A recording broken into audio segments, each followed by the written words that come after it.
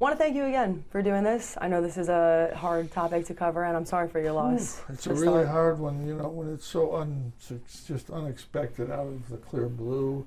You know, we've lost some players, but it's, you know, pretty much been kind of an illness or something that we kind of knew it was coming, but with this one, when you don't know. And I think that it should be making people think that, you know, we lost a unbelievably great player who was also a great guy, which is important. But it was the player that really, I think about this all the time, you know, I don't think he was appreciated to the level he was as a player. He did it so easily. A guy was telling me today that he just watched some Lawrence Moten highlights, and, you know, sports guy, I'd watched a lot of sports, and he said, well, it wasn't that impressive. You know, I mean, you know, that's not a criticism. It's just he made it look so easy, and he just, at the end of the game, he had 20 points, and you just didn't always see it. It wasn't a slam dunk. It wasn't some exciting thing, but he was there every game. I remember the first game he played, we just played a couple games we hadn't started, and we started him because guys were hurt and out, and, you know, he had like 8 or 10 points right to start the game, ended up with 18 and beat a nationally ranked team on the road. And he was the same from then on. He never varied in what he did. He would just make big plays and big shots and make it look easy. And he's just underrated more than any player we've ever had. When people talk about great Syracuse players, they talk about Mello, they talk about Derek Coleman or Dave Bing or Sherman DePearl. That's who they talk, Billy Owens. And then, you know, they don't, John Wallace, they don't even sometimes get to Lawrence Moten. And he's in that group, right in that group. And he just did it in a quiet way. I mean, he's silent. You know, he just did it, and you didn't know it happened to you until the game was over. And he just was good with people, worked with kids, good with kids, unassuming guy that nobody had a bad word for, because you couldn't have a bad word for Lawrence. And it's just shocking. It's really been a terrible shock for all of us in Syracuse basketball world, and all the people that follow the program, around the program, are devastated. And I mean, I probably had 300 or 400 texts in the last 24 hours, and it's just players that, you know, just in shock. And it's been a really, really tough 24 hours. I bet. And that was a beautiful sentiment. You know, a narrative that I've been hearing over the past 24 hours and beyond is that people saying about the way he played on the court, they don't make anyone like him anymore. No, he's a throwback. I mean, he's literally a 50s, 60s player, like when I played. He's that kind of player. He just did it, you know, no flash, nothing, just simple. You know, whatever needed to be done, he got it done, and make a big shot, he'd make it, and just smile and move on. You know, it was never about a big celebration or anything like that. And yeah, I mean, there's not players. He was kind of a unique player in a lot of ways. I'm not sure there's ever been many players that, you know, played just the way he played. I mean, it was a different kind of player. And I think even back then, in the old days, he'd been different then too. He's just a unique basketball player. And you can't say that about many people.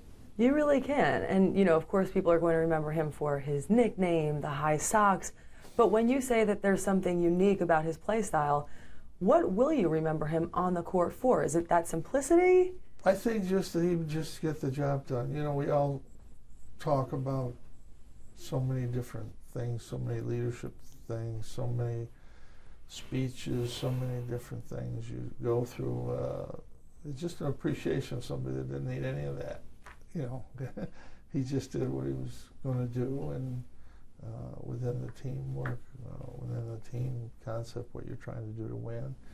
And he just quietly got the job done. I mean, I think some coach called him a quiet assassin. I mean, that's what he was. He just would find a way to win the game and get the ball in the basketball's a simple game. You have to get the ball in the basket more than the other guy does. And that's what Lawrence did. He got the ball in the basket more than anybody else, easier. Made it look easier than anybody else. I wanted to just for a moment bring you back to some of his earlier playing days. I saw that he made his first start pretty early in his freshman year, December 3rd, 1991. Like you said, scored 18 points in that game. Did you know from that moment that a star was born? Yeah, right away. I mean, we knew we had a good player. He played in the first couple games, but in practice and those when he didn't, he was okay. But in practice, it wasn't like when Melo came into practice. You go, okay, yeah, he was a great player. Even with Jerry McNamara, with all these guys that we've had that were, you knew right away. But with Lawrence, he was just quiet. He'd get a basket here and there, but he's really what they call a game player. I mean, I don't like that word too much, but he was a gamer when the game started. That game, wasn't even going to start him. I just at the last minute decided to start him over somebody else who was a pretty good player, but not like Lawrence. But as soon as the game started, I think he just right away took over the game right in the beginning, and Florida State was a heavy favorite, and we just got going and won the game pretty easily. And he started every game. It's unbelievable. Yeah. I also saw in '92, Moten scores 32 points, leads Syracuse past Pittsburgh in front of fans at the Carrier Dome. It broke the single game scoring record for a freshman, which had been held by Pearl Washington at that time. What did that milestone mean to you, if anything? I think he could have scored more. Some games he'd have 18 in the halftime, and he'd just kind of be out there in the second half. We're up 15 or 20, and he just, he's not really being aggressive as far as scoring. Some games you had to tell him, okay, Lawrence, we need you to, get the ball in the basket here. Let's go. But he just didn't. Most scorers, they have a mentality they're trying to score every time they go out, no matter what the score is. He was more when we really need it, he's going to be there. But a unique player. I mean, you just can't say that enough. There's just nobody that you compare him to that we've ever had. And you usually can compare Pearl was unbelievable, but Sherman Douglas was right behind him, and he was just as spectacular as a point guard. And you have Billy Owens and Carmelo and John Wallace and Derek. I mean, those guys were fabulous players, but there's a lot of similarities there. Nobody's similar to Lawrence Moten. I mentioned to you that he had come on the podcast quite a few times, and he would talk a bit about Georgetown, talk about the fact that he was recruited there. Obviously, some of the bigger games, including 1992 Big East Tournament Championship game, Lawrence Moten is a part of against Georgetown, involved in some of the bigger wins. You mentioned he's sort of a quiet guy, but did you see his competitive side come out in those games? Extremely competitive. He never said it. He never made a fist bump, or he just made the play.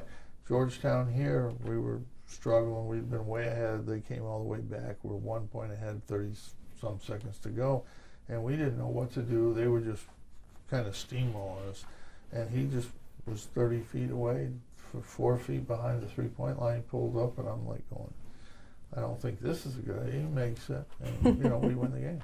And he just did things like that, and being from D.C., he wanted to beat Georgetown, like we all did. Well, two stories it reminds me of that he has told on the podcast.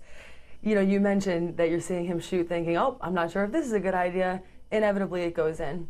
He mentioned that you were the kind of guy who would draw up some plays, but he said that with him, when it came to your and his relationship, that you would say to him, son, just get me a bucket. I don't care how it gets done. Do you remember saying those kinds of things to him? Yeah, I probably did, because he was the guy that we looked to in those situations. And most of the plays that we set up late in the games would be for him anyway. But he would, when we'd come out of the huddle, I'd say, it's your time. Let's get us some buckets. And he would do it. There had to be a certain level of trust there, though. Well, you gain trust in players as a coach when they produce. Trust comes from production. It's simple. If a guy's missing every shot, you're not going to trust him to shoot too many. But I trust him, and nobody makes all the shots. But he made a lot of them, a lot of big plays and big shots. That's what he did, and he did it so quietly that, you know, Pro made a long, tough half-court shot. Everybody knows it. They still talk about it. Lawrence made a lot of those shots, but nobody talks about it. But you are, and that's important too. I will talk about it. You know, he also mentioned, I'm sure you know, wonderful football player, and I didn't know that until a few years ago. Yeah. But he actually credits you as the one who made him decide to play basketball instead. So one day we asked him, what was it? Why did you choose basketball and not football? And he said, well, Coach Boeheim told me more money and less injury. And as a kid that was 17 years old, that felt like a good deal. Well, he was a really, really good defensive safety.